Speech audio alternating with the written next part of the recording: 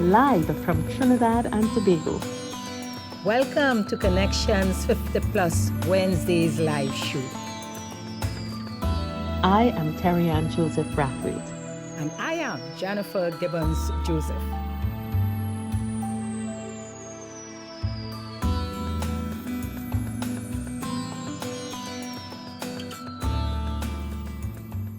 Good evening, everyone, and welcome to Connections 50 Plus Wednesday Live. I am Jennifer Gibbons Joseph, one of the co-creators of Connections 50 Plus. And with me is my colleague. Hi, everyone. In Trinidad and Tobago, across the Caribbean, the Gael family, and a special hello to those in Guyana. I am Terri-Ann Joseph Brathwaite, as usual, another co-creator, and excited. Jennifer, I'm keeping track of things. Last week was our 64th consecutive, so this is our 65th. We go in there. We get in there. Welcome. We go into the 100. Yes. Great. Welcome. How are you going, Jennifer? And yes, everybody, notice the dapper gentleman down at the bottom. We'll get to him soon. Hold on. We know the ladies like to hear the gentleman, and the gentleman probably wondering where did that lovely shirt come from. But hold on. What is happening this week, Terri-Ann? Let me see where my focus. Actually, Terri-Ann, my focus is on work. I have been so busy. You have been keeping me very busy with our clients we have a project working on, which has us really up early in the morning and whole day I'm on the computer. So that's what has been happening. Nothing else exciting. No, Jennifer, that's not true. What else exciting? Everyone, on top of Jennifer's excitement and having to do a lot of work, Jennifer has been preparing her house for Christmas.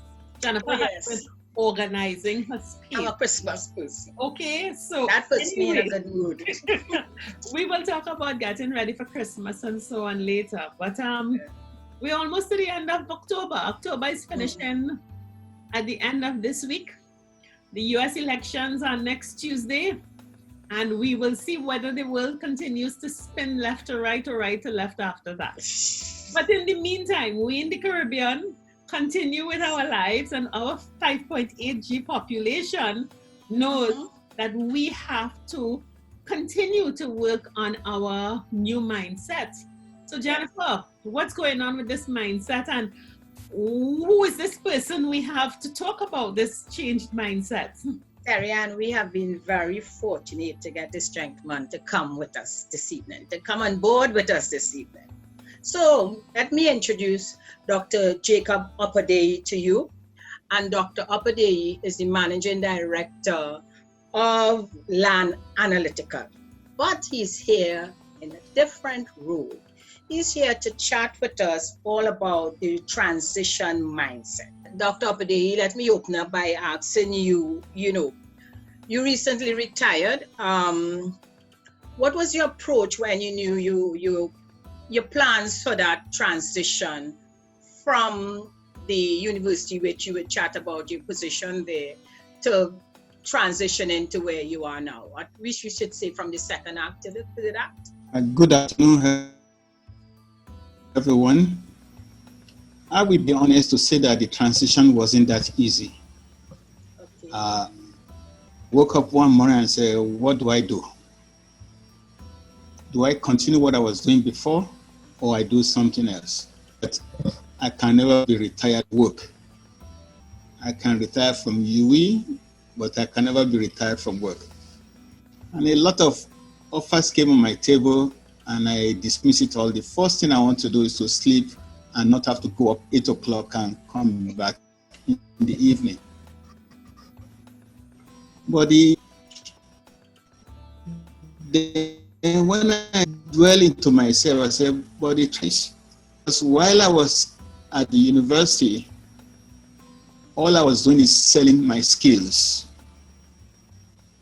Selling my skills by teaching, by grooming people. And I said, hey, but that's not work.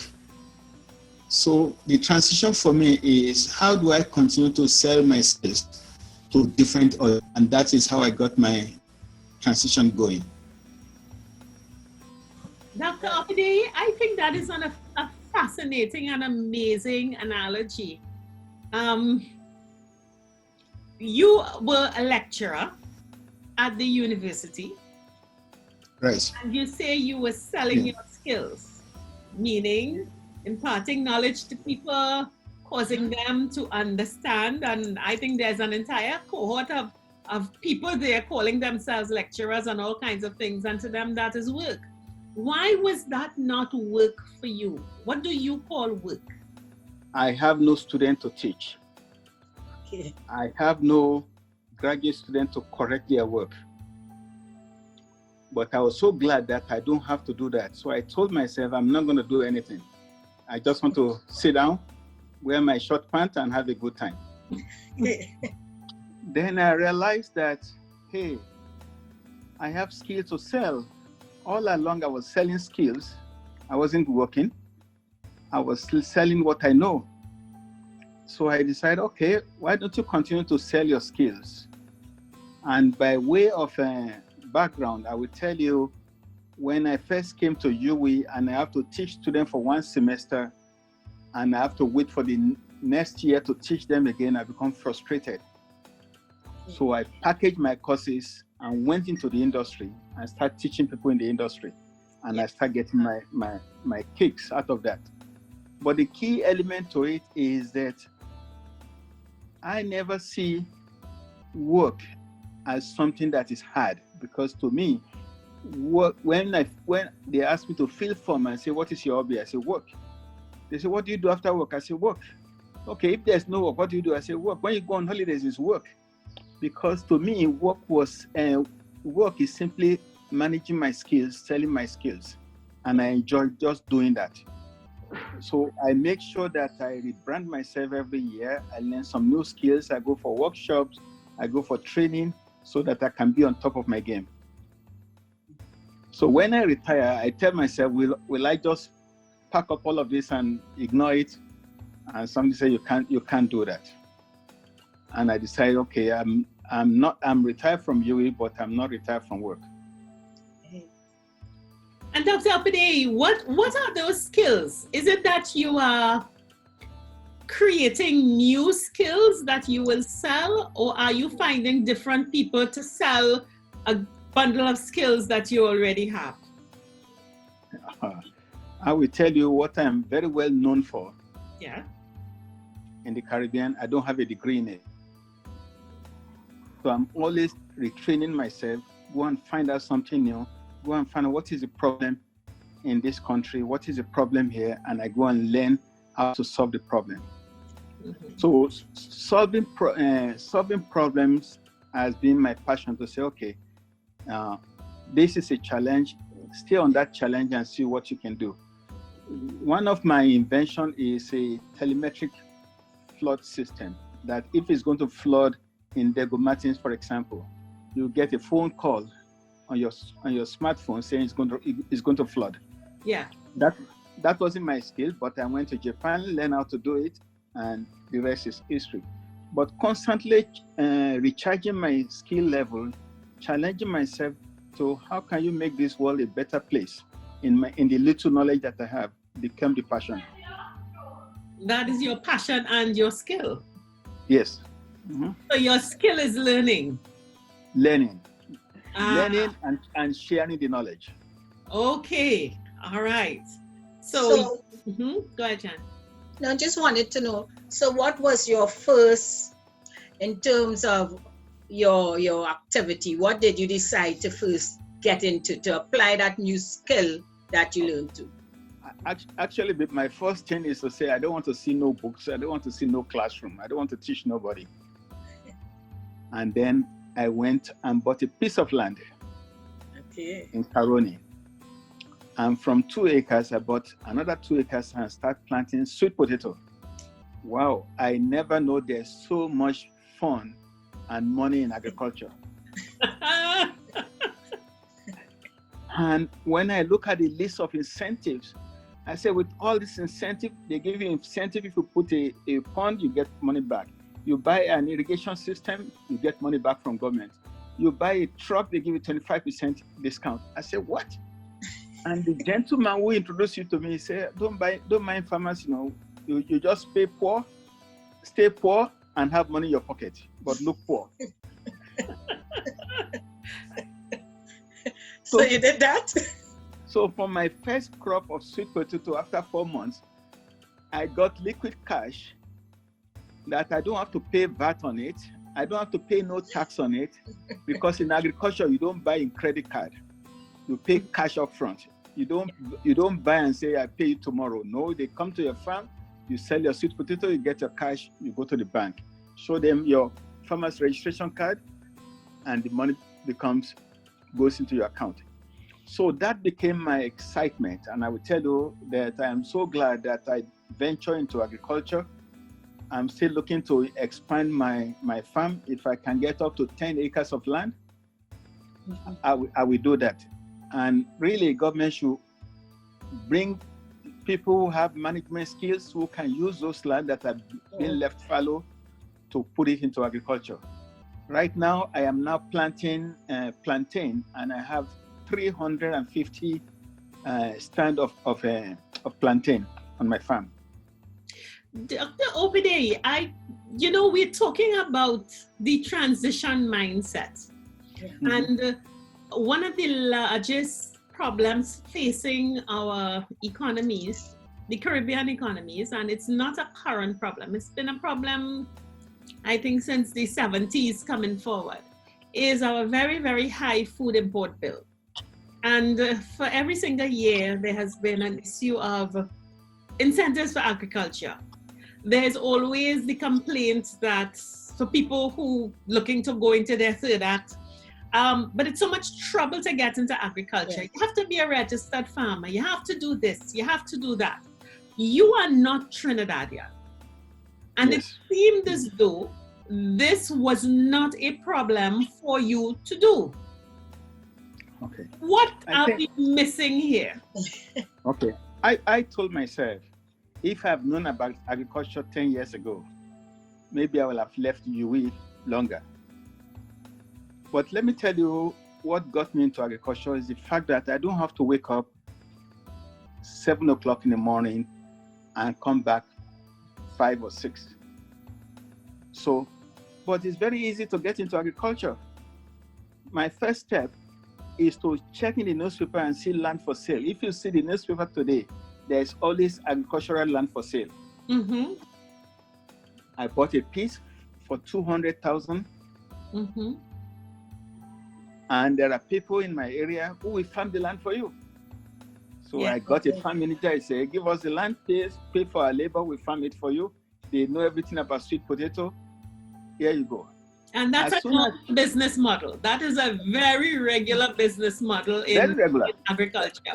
Yeah. You get They someone to work your land for you. Yes. They move from one land to the next, and all of us farming in that area, they work for us.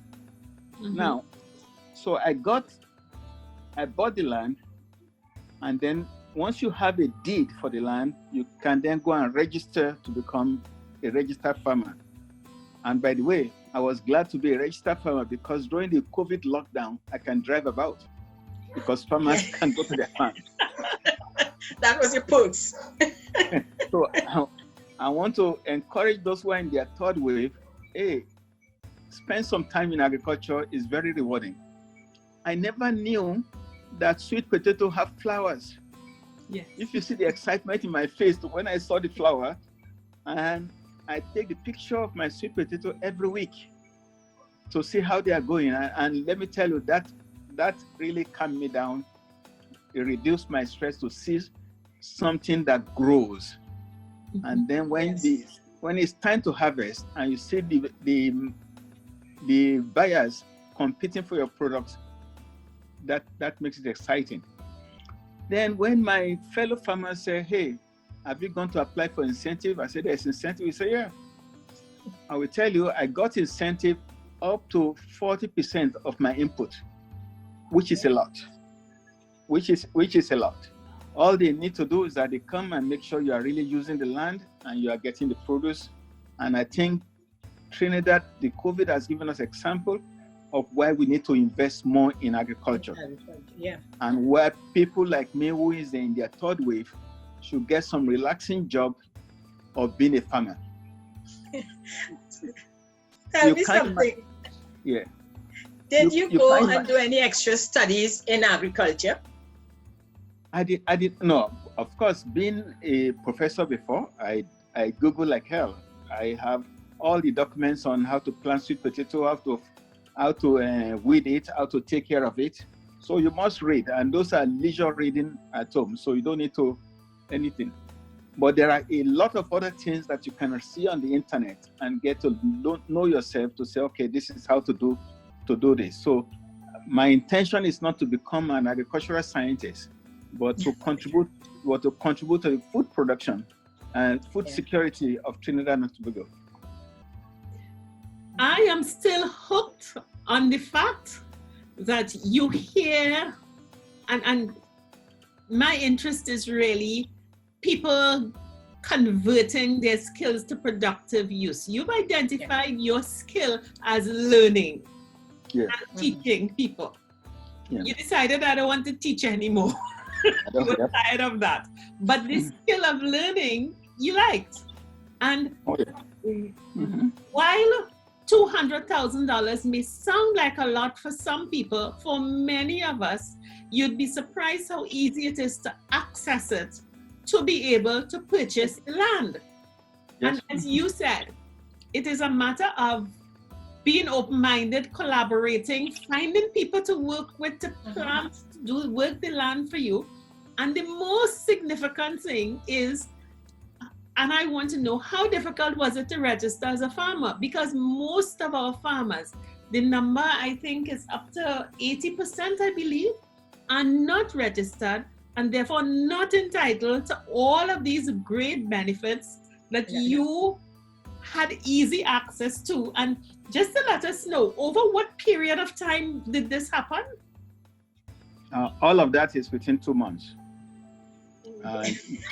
Jennifer will tell you that I am very aggressive to pursue a goal. So, and I will tell you, the people at the ministry are very happy when somebody wants to register as a farmer. Did you know somebody inside of there?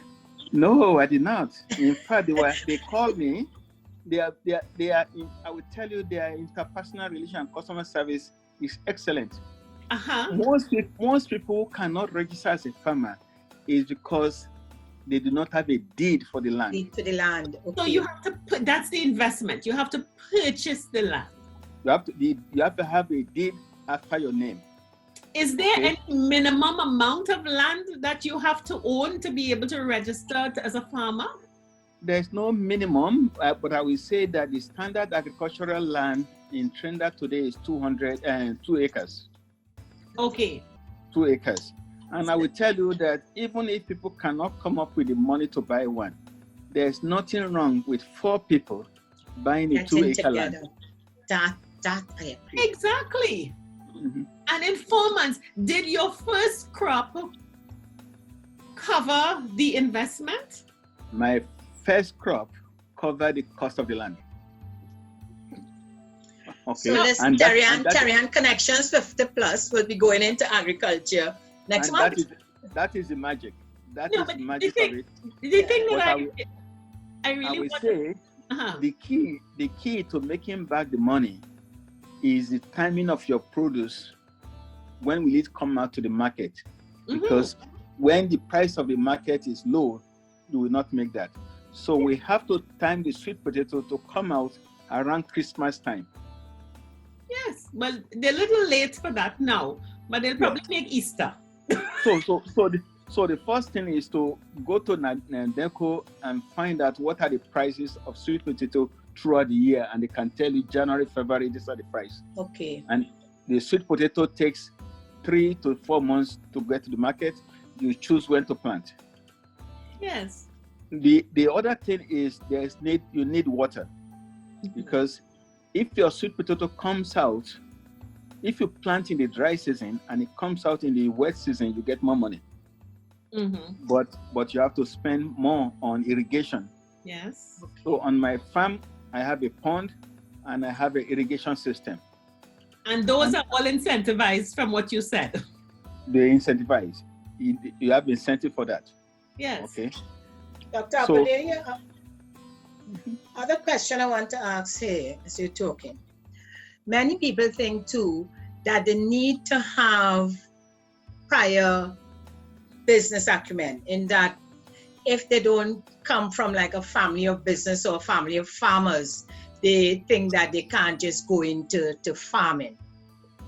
You know, would you say, did you have any sort of background or came from a family of entrepreneurs or family of farmers? No, I do not. I would dare say that I came from a family of background of common sense. Okay. And if one knows the value of money, because that's all the common sense that is required, I will say, to be honest, that the fact that I trusted the advice that I get from farmers around me who encourage me, and they tell me, do this, do that, that is what was helpful. Okay? So and in Trinidad and Tobago, we have a lot of people with goodwill who are ready to support farmers in terms of what to do or what not to do. So that helped very well. But when I went into the farming, my aim was not profit. Oh. My aim was to say, let me put the land into productive use instead of having it like all these bushes. So when you look at all the bushes we have around, we can put it into productive use by planting fruit trees. Yeah. Even though if we don't sell the fruit trees, let the birds and the animals enjoy the fruits. Yeah. So the first thing is that I want to own a land and I want to put the land into productive use. And then the debate comes on what should you plant, what should you not plant. I went for sweet potato because it's difficult to steal sweet potato. You have to dig the ground. so They really moved with common sense. yeah. So and all of this come with having dialogue. The people on the land, it took them 2 months to know that I was a professor before. They say, "You a professor?" I say, "Yeah, I happen to be one." Because the first thing I want to do is to come down to their level, chat with them, and get all the information, and also to treat them with the respect that they needed. Yeah. These are people that they work for the day. So if they want to work, you have to make sure by 4 o'clock their money is ready. And that's a simple respect that they needed from you. Mm-hmm. So I don't think the concept of family background is an issue, but if we all know the value of money and what money can do, not in terms of riches, because once we have the money, it can take us to where we want to go. Mm-hmm. And by the way, when I went into this, and I told you profit is not my issue, my issue become my granddaughters. What would they inherit? Let me keep that agricultural land. In fact, when we were planting, I took my granddaughter to go and see. And she was excited, and we took pictures. When we were harvesting, I showed it to her and said, "Daddy, Grandpa, when are we going to the farm?" So I think that is very exciting to me, that we get the young generation to be involved in the process. Mm-hmm. In the transition transition planning, you're thinking about leaving a legacy. Leave a legacy. Yeah. Leave a legacy. Mm-hmm. No, when my children look at the concept of, "Hey, Dad, we're going to get 4 acres of land. When I'm gone, I say, you can have it now." And that and that improves their own self-esteem that they have land. And as you realize, I'm from Africa, land is very important to us. Leaving land for the children is much more important than leaving money for them in the bank. Yeah. Okay. Mm-hmm. Yes. No, I think that in that short story, you've highlighted some of the things that Jennifer and I have been promoting through Connections 50 Plus and our Life Transition Plan, where we are saying to our 50 plus cohorts okay, you were leaving the second act stage, whether you were a homemaker, whether it was a career where you served others. You may have served your children, you may have served an employer, you may have served the community. You've got some good years ahead of you now, free from work, employment, or childcare. What do? You have skills. And we have said through our program, the Essentials Toolkit, which is what we're using to get you started. And you've covered all the points. Know yourself. You understand what you value. You understand, you value common sense. You value respecting others. You know you love to learn. Okay. You appreciate the connection with the land. And then we have added onto that packet something that we thought was so critical: understanding of money and how money works for you. Because That's right. the difference between making money, because you can make a lot of money and it will just pass through you. And what you do with money in terms of building your legacy and so on, you know. And it seems as though you would have done our Essentials Toolkit. We just have to get it wellness. We have to give you the wellness assessment to make sure that you are healthy. And what came out also, Terri-Ann, is having that intention at the start. Yeah. You know, what is your intention? And his intention was, Dr. Opadeyi's intention was not going to make money. Yes. You know, but going to help with food production to make it better for people outside there. So that is also important in terms of your head. What is your intention? Dr. Opadeyi, can I ask you? I will ask you another question. And again, we've gone off of our track, but we will come back on it soon enough. And oftentimes you need an external perspective to really help people see their way. As a business consultant, I understand that. The outside in view, that you can come in and speak to someone objectively about what they're doing. You came, what is your native home? Nigeria. All right, you've come from Nigeria, you're now resident in Trinidad, and you've retired, and you have decided, I'm going into a project, and within 4 months, you went from investments to reaping. Yeah. Yes, you may have had resources, but that's not an insurmountable obstacle, because people can pool. When you, and I know you would have mixed with Trinidadians and so on, they talk bad manners. What do you see as the major obstacle or thing that prevents a lot of us Trinidadians from making that transition into something that's productive and worthwhile as a non-Trinidadian looking at us? I think there is lack of self-motivation, and I put it in another way. There is that fear of failure that bothers a lot of people. They don't want to fail.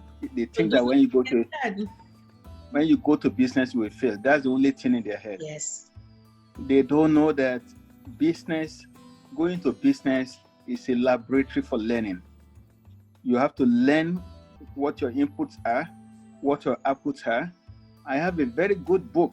I have a book of my farm. When this was planted, what was planted, what fertilizer was used, what amount of rainfall fell in that month, and what is the yield.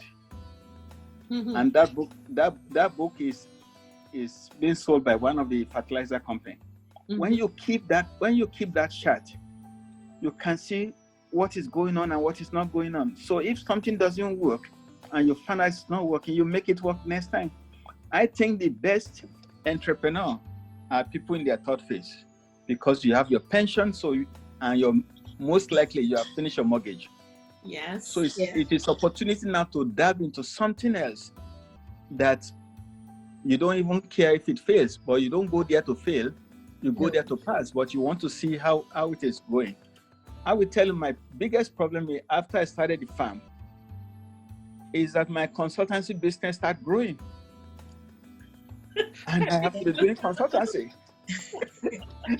Okay? And I can't say no to that, because you are the one who told the company or the country you need to do this. And after 6 months, they got the money. They say, "Come and do it for us." You can't say no. You Mhm. have to go and do it. So, but what I've done over the years is that I have learned the skill of delegating. Yes. All my graduate students still work with me till today. If we have a project, you do this, you do that, you do this. So I think we should overcome that fear of failure. Yeah. When we are ready to share our failure and success with others, when we are ready to talk to somebody about, "I'm working on this, what do you think?"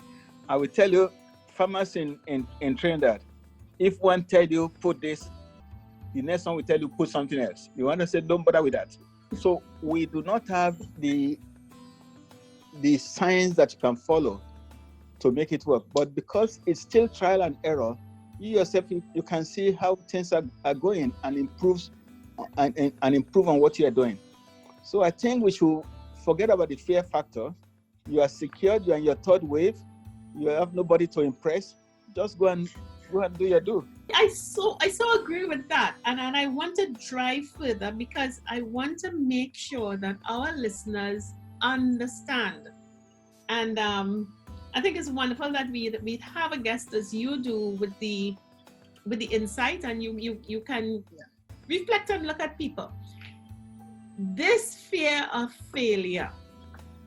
Let's break that down a little bit, because I think as Jennifer and I promote the toolkit, people are interested, and it's almost as though they're afraid to come forward. It's almost as though they're afraid. What is underlying this fear of failure, and how do they just shake it? Okay, I will tell you, when I got my pension, the fear will grip anybody that, hey, I have to make sure that this money don't just finish like that. Yeah. Of course, the best investment is land. Mm-hmm. You always have your land, whether you plant it or you don't plant it, you always have your land. And if luck is on your side, it's going to appreciate from time to time. Anytime you need to dispose it, you can go and get back your money. So it's better you invest in land than to put the money in the bank and getting 1% or 2% or whatever it is. Mm-hmm. Okay? So an investment in land takes away the fear of failure, so to speak. But the other part of it is that my responsibility to my family to make sure that they do not start from scratch the way I started from the scratch. Yeah. And according to one of your guests in the YouTube video, at this stage of your third wave, your consultancy rate is like 3 times what it used to be, because you have a body of knowledge that everybody wanted. So I tell myself, I cannot stop doing consultancy, even though I may not need the money for myself. But how will it look if my granddaughter can get 50% down payment for mortgage? Yes. When you look at our people in general, the major downfall that they have is mortgages. Yes. When a young graduate, 25-year-old, take a mortgage for car, take a mortgage for a house, Yes. that person can never be rich, because by the time they finish paying the money, the car needs to change. Before. The small house needs to get bigger. Yeah. So that I will ask my colleague in the third phase, what can we do to cushion the start of life for our children or our grandchildren? Mm-hmm. How can we invest in them so that they don't have to go and take 90%? When I see some company offering 100% mortgage, I say, boy, this person will never get out of it for the rest of their life. Mm-hmm. But and they think that's easy. They think, and that's not appreciating money, because you figure, I don't have to pay a down payment. That's right. That's the ball and chain. But I will say, behind what I have done, the culture of the children and the grandchildren respecting their family, their parents, is key. So my family, they know that, okay, that is dad. Dad said this, because if that gives you 10,000 to invest, that is going to ask what you did with it. Yeah. If I send you to the university to go and study and I pay, I have to get your report card every semester. You can't tell me that's not my business. Mm-hmm. So that bond of responsibility, accountability must continue within the family, and that is an important element of life. That fear of failure, in my experience dealing with clients, the 50 plus who have recently retired and get that pension money, they seem to they fearful to let go, to do anything with it. Yes. In their heads, like all they want to do is put it in some safe space and stretch it forever. And that brings that anxiety later on, because it can't stretch that long. So within the first 5 years or so, and they see it dwindling and not growing, they start to panic and more fear comes on because they don't want again to invest.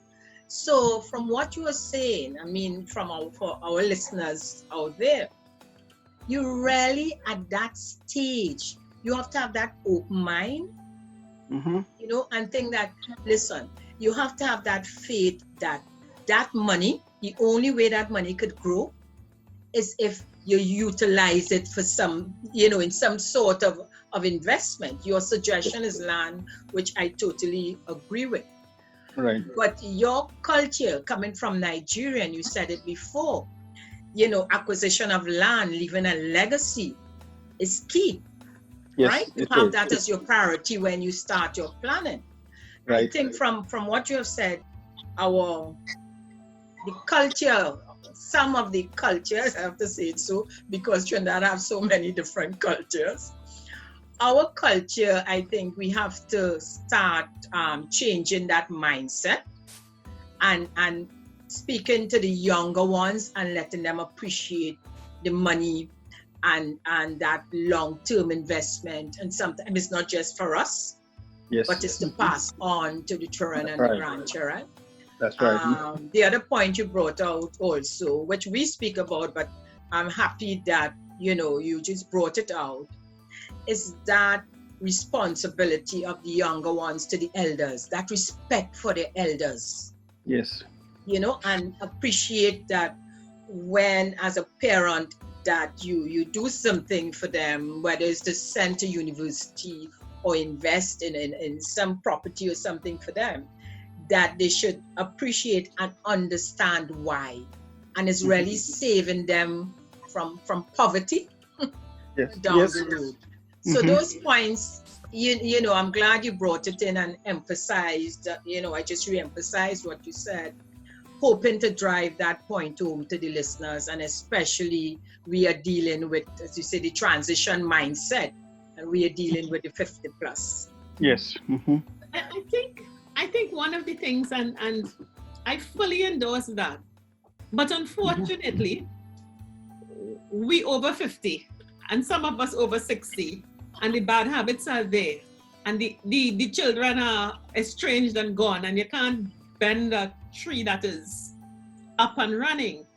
Now, if you have the opportunity and the relationship with your children to bring them into the fold and cause them to look at things differently, that is great. But if unfortunately that is not your case, I heard another wonderful gem from you, Dr. Opadeyi, and it is the issue of collaboration. Yes. Because it definitely, Terri-Ann, less difficult. Try and get the children because they are who they are, they're adults.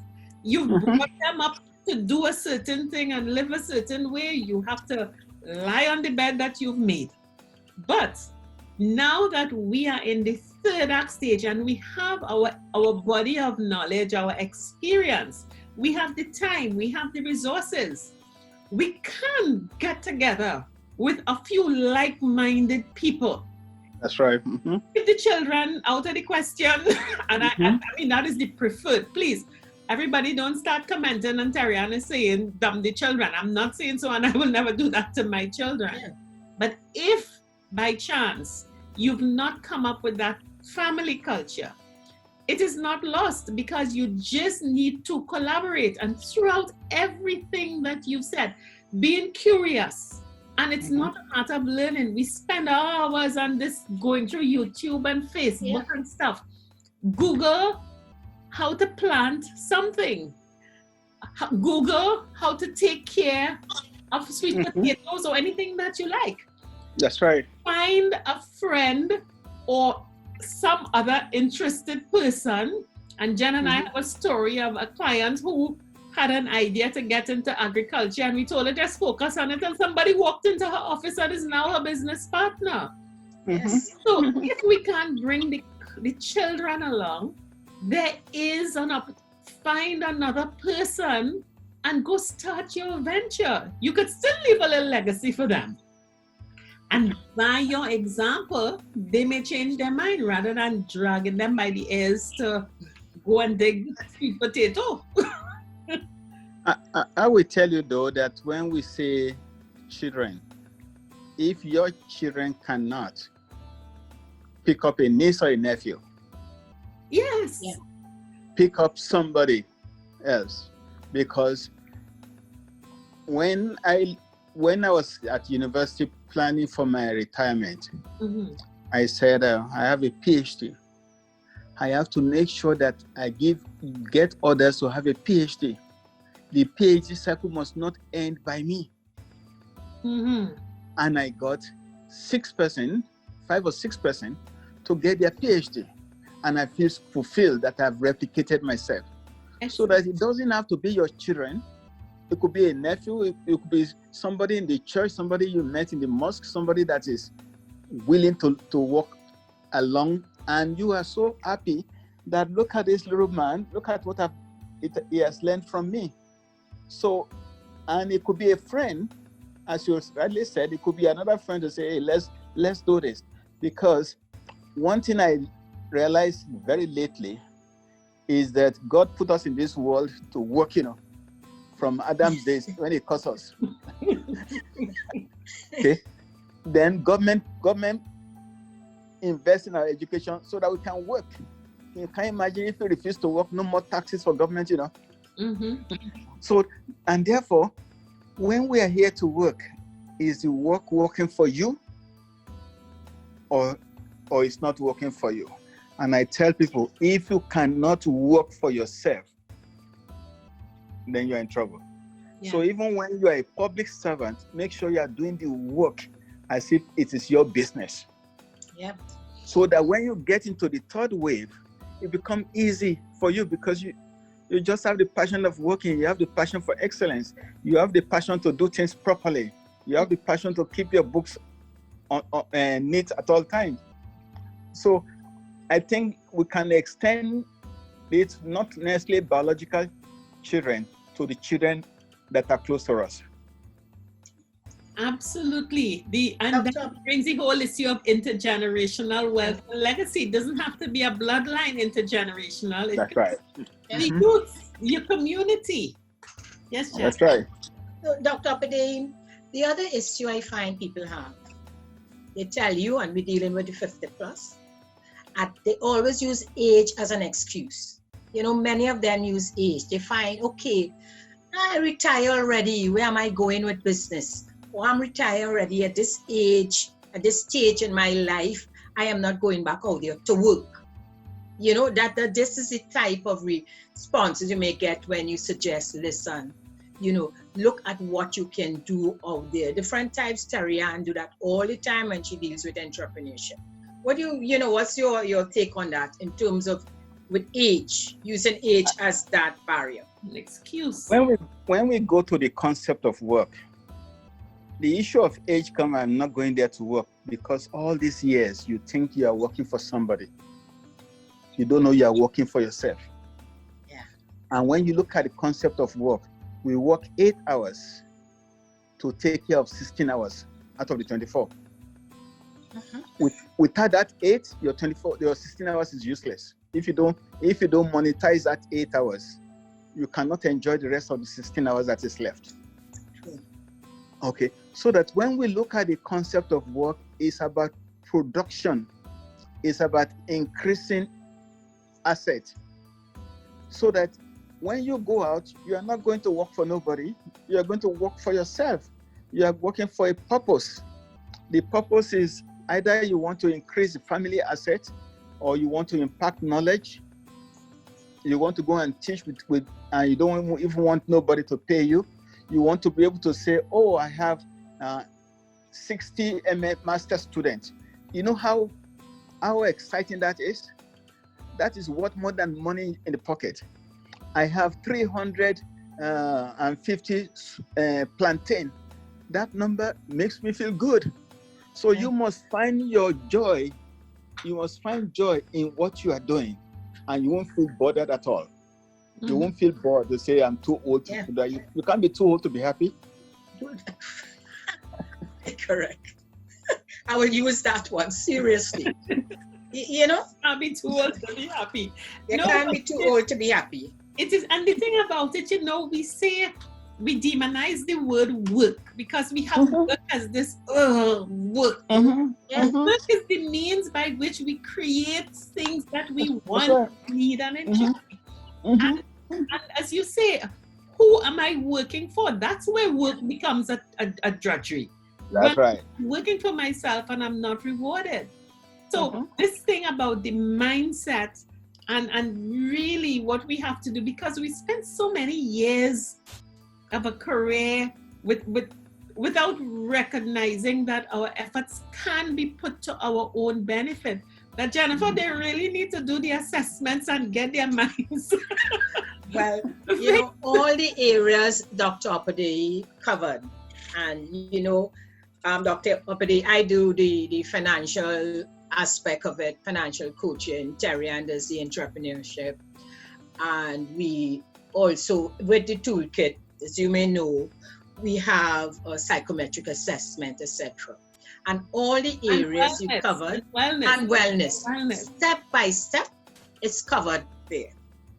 You know, so definitely in terms of that transition mindset, you know, Terri-Ann is really great that, I mean, and that came from our experience also, experience being ourselves. We have transitioned, we have come together and joined, together, combine our skills, etc., to create this business. And we really don't see it as work. So I could relate to what you're saying. We have fun, as I said, this week. We have a project we're working on, but when we chat, it's nothing like work. I don't feel like I'm under any pressure. You know, I'm happy to do what I'm doing. That's right. You know, I'm not too old to be happy. I was joking, and Dr. Opadeyi, as you talk about, you ventured into agriculture and you have no background in agriculture.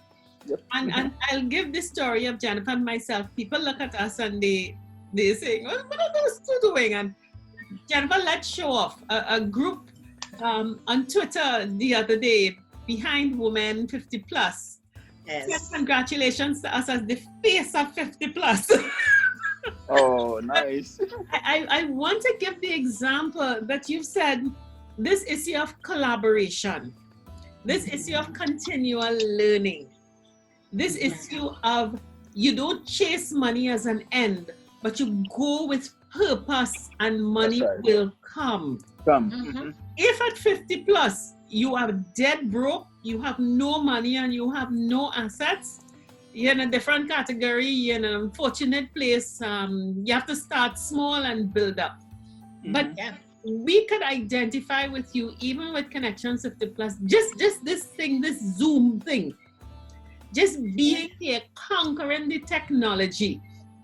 Right now, Jennifer is developing into one of the best graphic artists we know.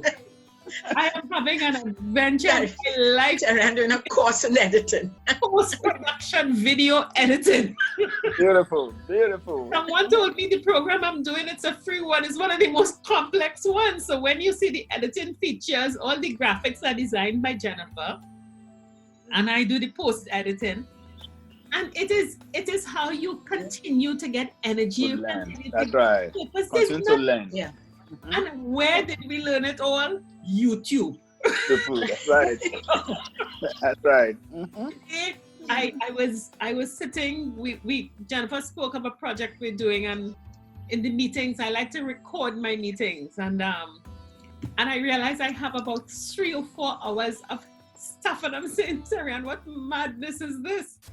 So I Google, how do I convert audio to text? Because it's a digital form, it's easy for me to do a report.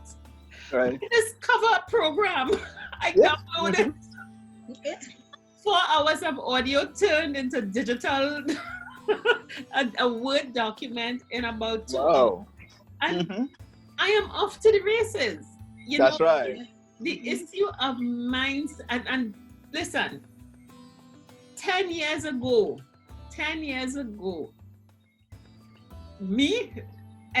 what I am doing now, there was no foundation, no connection, Nothing. no anything. But the point is correct. We have both maintained an open mind, maintained enthusiasm to learn. To learning. Absolutely cherish our relevance, and I mean relevance. I do not want to be a career person in the corporate world anymore, so I don't have to stay on the second act stage. Jennifer is the same. And I really do appreciate what you're saying, and we're hoping that our listeners understand the mindset. Whatever you set your mind to do, the world now allows you to learn it. That's right. Go do it. Yeah.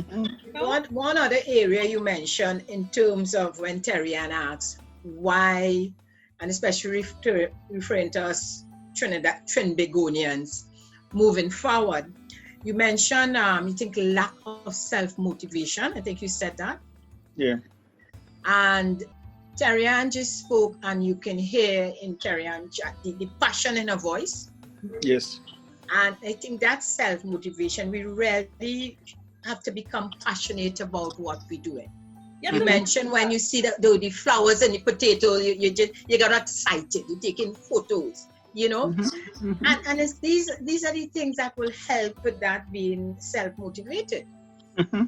So people really have to start finding joy in things, and it's the head, and don't feel that you can only find joy within a certain situation, or if you go to in what you did before, in what you and I want to say, Terri-Ann, too, a lot of this is status quo. They feel right. You have to be seen in certain circles doing certain activities. That's right. And look joyful. So people to know that you are enjoying yourself.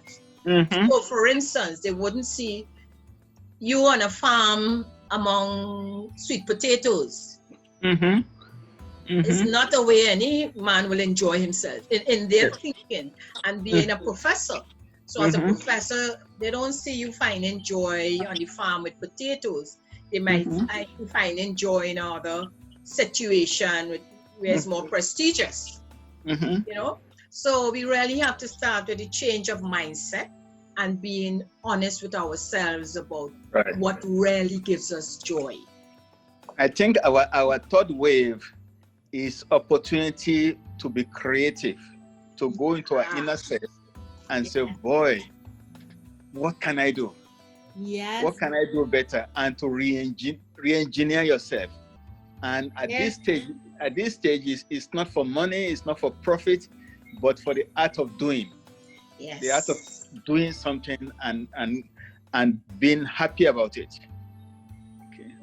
And we are, and you are absolutely promoting what we do, because that is the essence of what Connections 50 Plus is. It literally delivers the key for you to open the door to that other side of you, where you can really do stuff without the worries of your status and how it will look and what will my appraisal be at the end of the year and stuff, and what would your peers think? What people will think, and people think that they're just afraid of that unknown, but there's so much excitement. And the thing about this is that we have the keys to help you get there and just come on board, deal with the toolkit, do the reset program, and you will go there. I think this is real fun.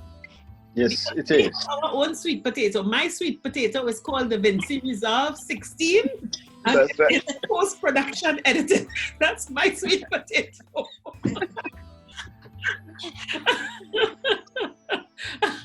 And Jennifer is doing graphic design. Canva. Graphic design and financial assessments. Yeah. And with that mindset, it really pushes you to bring out the best in you, huh? That's right. Yes. Some skills and talent. Collaboration. Jennifer, let's not forget collaboration. Oh yes. Working with someone. It brings out the best in you. And I would talk in terms of both of us, Terri-Ann, in collaboration. What it does to me, it also pushes you to deliver. That's right. I don't want partnership with you doing this program. I don't want to disappoint. Yeah. That's right. So you want to deliver, and it means it bringing out the best in me. That's right. We discuss, and I feel okay. Terri-Ann is doing that aspect, learning editing. She cannot do editing and look at the graphic also. And I say, why not? Neither of us have these skills. And But I you have to go make and sure learn. I edit it so I don't spoil Jennifer's graphic. And in doing it, and we are very good critics, by the way. So she's just learning, but I would say, listen, I don't like how that looking. Why not put in so and so? Or I will do my graphic, and she's bold enough to say, no, add X, Y, and then C, But what happens? I would go back and do it because I want to do it right. Beautiful. And I'm happy that I can still, and you mentioned it, learn a new skill. Yeah. Yes.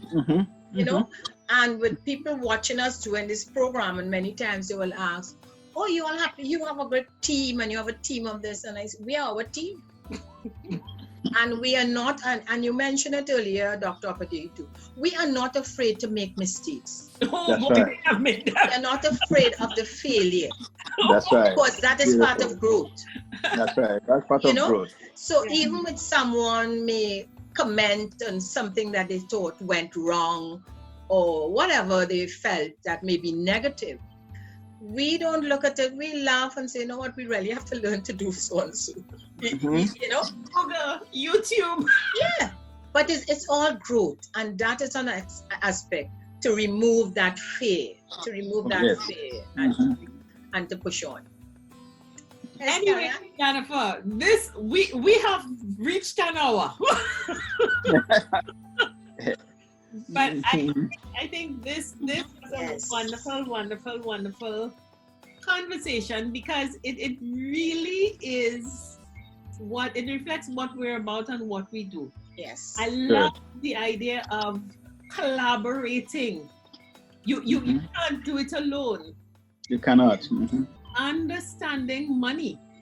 It's the thing that fuels you, and it ensures that there's a legacy left for generations to come. That's right. Constant learning, getting information is so important. And the whole issue of being respectful, not only respectful of your environment, your neighbors, people you work with, and work being the thing that you do to fuel your life. It's not working for someone.